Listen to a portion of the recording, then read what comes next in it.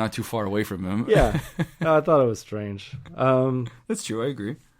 Chris says he's talking about Eugene here. Oh no! By Eugene deciding not to give the girls a suicide pill for Negan, I believe that he has switched alliances. It seems like a done deal to let the girls try to kill Negan. Worst case is that the attempted murder is placed on the girls, and he can claim he thought it was for the other woman. I also forget her name of that. Me too. Girl It's who wanted fine. to kill herself. Let's move on. Yeah, he would still get in trouble, but nothing so bad that he shouldn't have at least attempted it. And best case, Negan is killed. So it's I don't know why he didn't just pass it off to them, because the worst. It could be traced back to him, though. It could be traced back to him, but he could say exactly what he was told. It's like, yeah, the girls wanted me to make the suicide pill for this other girl who wanted to kill herself, and I just wanted to help out. And he could just be like, yeah, he'll still get in trouble. Negan won't appreciate it, but I don't think Negan would kill him. Negan needs him too much. But best case scenario is that these girls do have an opportunity that Eugene doesn't have, which is getting close enough to slip this pill into his food, into a drink, Right. And Negan could be killed. And he probably had that in mind already when he made the pill. But then when he got traumatized and saw what happened to that doctor, I guess that experience was too traumatic for him, and that's why even Negan even addressed him as if he knew something was happening against him. Yeah. And he goes, "You better pay attention." And we all thought it was because he was going to replace the doctor, but no, it's not at all. He just wanted to say you're the new guy. Watch what happens when you cross me. I would take that as even more of a reason to try to kill him as fast as That's possible. you. I mean, you're not Eugene though. So that's the thing. That's the way they're writing it. Yeah. And then don't forget at the end of the season, how did Sasha get her hands on a suicide pill? So already that it's only one person could really construct that. And then That's true. And in retrospect, I mean, we do see in the end up of the season that Negan is pretty upset that she's dead. Yeah, Sasha's dead. Yeah, and tries to pin it on Eugene, but doesn't really have any facts. Well, just apparently we apparently saw that Negan has great deduction skills. He was able to tell that was a homemade bullet. He was able to find out that Rick thought he lost Michonne, and he basically picked up on that sentence saying, "Oh, you just lost somebody." So I really feel like Negan? Yeah, I feel like Negan is a really good detective. He really he's very intuitive. Yeah, he could be. He could be like he's very much intuitive, a little too intuitive, as if he knows the script. As if his character knows what's going to happen. And it seems very natural for him to pick up on these things. Yeah. Okay. Didn't you have you had something about Eugene you want to mention? Well, it was not just about Eugene. It's about how social media fans are just trolling on actors, and we were just saying it before. Even for the actor who played Richard, he was being trolled on too online. And he's mentioning this on The Talking Dead. And then even as much as it's great that at least Chris Hardwick doesn't condone what they say, because obviously you play the characters as if you were in real life, right? As if you actually are the characters in real life. He makes fun of the fact that these social media fans who just basically love to troll on these actors. And I could understand that takes a toll out of you. Josh McDermott recently, if you haven't seen it, I showed you the video earlier. Yeah, you did. Yeah, he basically says, just stop being an asshole. Just move on with your life. I'm not. If you don't give me death threats, I'm going to report it.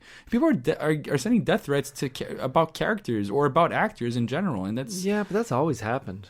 It's always gone on. I mean, it's not. I mean, not through social media, but with the social media now, it's so much easier to do that. I guess they used to get snail mail with death threats in it. Yeah, but you could throw that away. You don't even have to open the envelope. It's like, yeah, unless it's written in blood, you might not know what it's going to say on the inside. But I found that video. I thought you were showing me that video because you were on. You were upset at Josh McDermott. No, I wasn't. On his side. To me, I'm more upset at the way he handled it, like the way he's speaking to fans, because when he says "I love you" at the end, I stopped the video. He just say "I love you." I do love you guys, but I have to get off Twitter. He says that, so yeah. But I mean, that you're in the spotlight. You're an actor. You're playing a character that isn't very desired. This is a normal thing. You don't warrant death threats for people who are being super naive and saying You don't. But he's not just. It seemed like he was attacking more than just the people who are attacking him, because there's also people that just have very negative views of the show, and he still doesn't warrant it, right? No, but you can have a negative view of the show and not be, wanting to kill him. Well, but he's kind of attacking everybody else, because at one point he says, "He's like, don't why are you all talking about things wrong with the show? Like, there's nothing. He didn't say that, did he? I don't Well, remember he's basically saying like, stop being upset about things and just don't you have families? Like, go hang out with your family. Like, stop. Well, I don't know if he's TV. if he is talking about largely the populace of the Walking Dead fans. I mean, if he is talking about that, it's just like that's how I took it. Okay, well, I'm just saying, he's saying stop being so upset, as in so upset for those who are basically sending him death threats. Like, just stop being so upset about it. You're being so worked up on a show, which is true. It is just a show. Yeah, I found it like it is condescending, but I don't think it's condescending. But I also felt like he's not talking about you though, Matthew. We're making a podcast and we're like somewhat professionally criticizing the show, but we're not sending death threats to Josh McDermott. Well, I'm one step closer to it now after seeing that video. Well, he's off Twitter. You can't do it anymore. Twitter is not the end all. You can find other ways to contact somebody. Oh, absolutely, but it's just so direct right now. Yeah. So that's the reason. That's the reason I don't go on mine anymore. It's just the way he said, if you send me a death threat, or if you, some of them aren't even death threats. A death threat. Well, you don't read them. No, but a death threat entails that there is your life is at risk, right? Yeah, well, and it entails that somebody is meaning to do you harm, to kill you. Like, right. It's like, hey, I'm going to come down to your house and I'm going to murder you in your sleep. That's a death threat. Saying, I hate your character and I hate you. You both should die. That's not a death threat. That's just speaking your mind. It's rude and it's probably uncalled for. I don't think that is. He's basically addressing the worst things that he's read, and that amongst them isn't helping. But I'm sure he's received. I won't go past him and say that he hasn't gotten death threats. I'm sure he has got death threats, and you could DM like people on Twitter. You could annihilate that factor completely. Yeah. But it's people.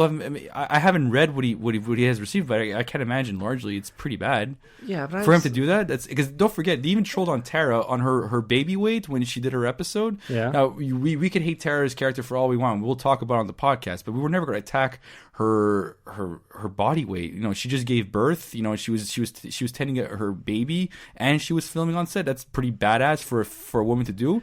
And she was being and people online were just making fun of her weight, and that's insensitive. And Josh McDermott he actually stepped in and said, "This is ridiculous. Why are people doing that?" And now people are just with the fact that his character is going a certain direction and they don't like it. It's an accumulation of all kinds of things. Yeah. Okay. Well, I have nothing against Tara as the actor. Of course, yeah, me too. No, of course, we're criticizing the character. Yeah. After seeing that video, now I have something against Josh McDermott because even it wasn't even a very professional video that he took. It seemed like a very lazy video of himself where he didn't really plan out what he was going to say. It seemed like he was just very lazily talking about it, and that's fine. I don't care. It bothered me. It bothered me because it was, if it's so important to you that you're gonna, and he comes off like kind of I think saying crybaby is a little too much, but I think he mirrors his character in The Walking Dead for this, because he's like, oh, if you send me anything like that, I'm going to the cops.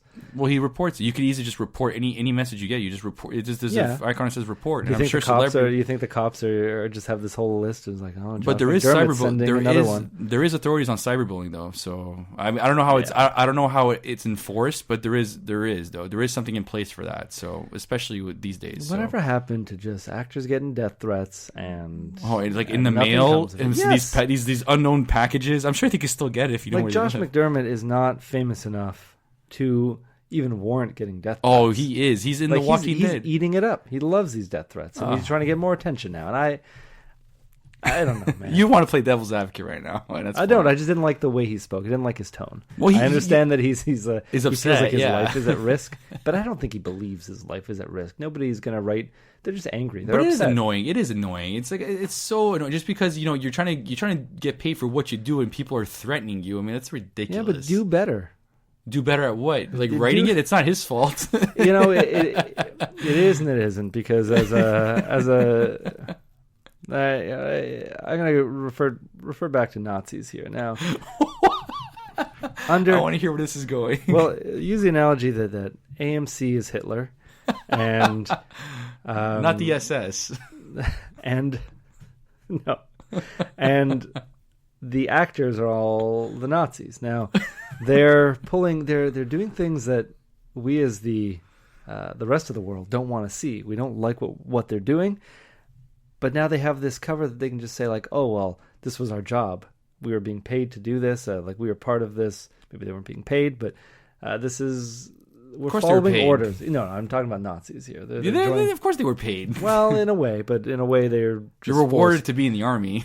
Well, you're also forced into it. As if you're drafted. Yeah, for sure. Yeah, but I'm just saying you still get. There's still a payout at the end. There's some kind of payment, I guess. Not the same as what these actors are getting at all. By a long shot. But if a Nazi at this point came to you and be like, "Oh, sorry about the Holocaust and all that stuff," but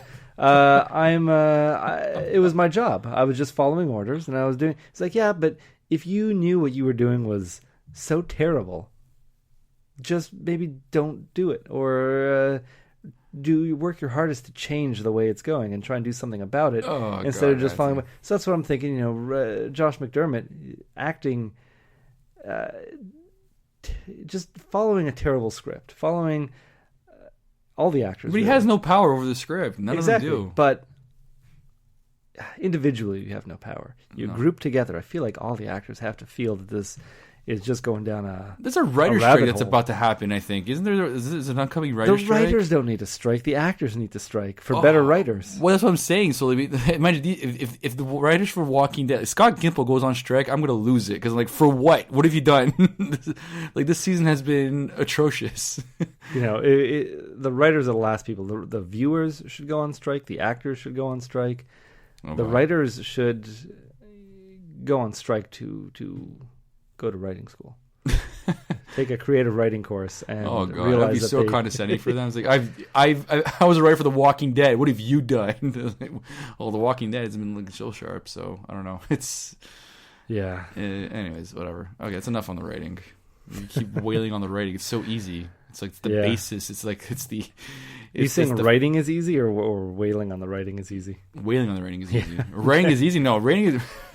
no way. Yeah, I'm not saying I could write an episode of The Walking Dead, but I feel like I would write it and then read it over and know all the things that were terrible ideas. And if they say, okay, no, this entire episode is terrible, okay, fine. So I wrote a terrible episode of The Walking Dead. Do not air it. It's like, no, terrible is what we're shooting for.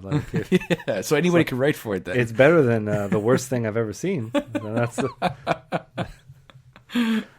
terrible is at least we'll at least shoot it.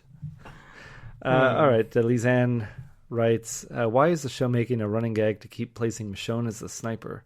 It doesn't make any sense, and she seems to be the worst at it. Would she not be better suited for close hand combat? And that's something we realized. Yeah, we did think pretty early on. And why is she was placed as a sniper in the trees when they went to Oceanside? I think she was sniping over at the carnival, and then again at the in the last episode. That's right. Put up in that clock tower, wherever she was. That's right. It should have been Rosita the whole time. Yeah, because we've seen she's better. She's better at it. She knows how to use the gun, except she forgot to anybody's better at it. Remember the scope cap that was left on that episode? Yeah, I guess she wasn't great, but I mean... No, but it's not her... I'm not saying...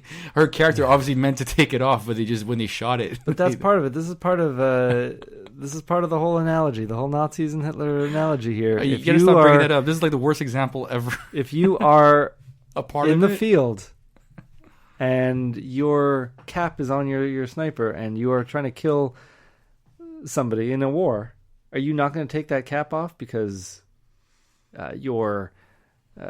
well, the director's supposed to notice. The director's supposed to notice that. Okay, they're supposed to notice, but wouldn't you holding the gun also notice? Well, you're acting, you're saying lines, and all you have to do is put your eye at the thing, and it's... Yeah, but it's I mean, okay, for sure Bruce Willis would be like, okay, yeah, there's a cap on it because he's done it so many times. Any action star would know it, but these aren't action stars. I would love to see Bruce Willis on the set of this and just see how long he lasts before he tears everybody up. Just...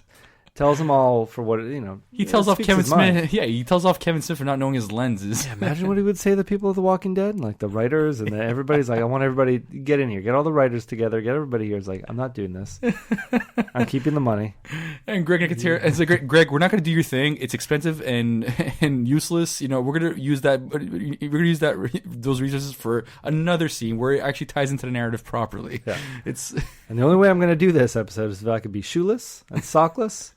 And there needs to be broken glass everywhere. That's right. And I'm going to say yippee-ki-yay. And fine. In the director's cut, you say the whole line. And on EMC, I just say yippee-ki-yay.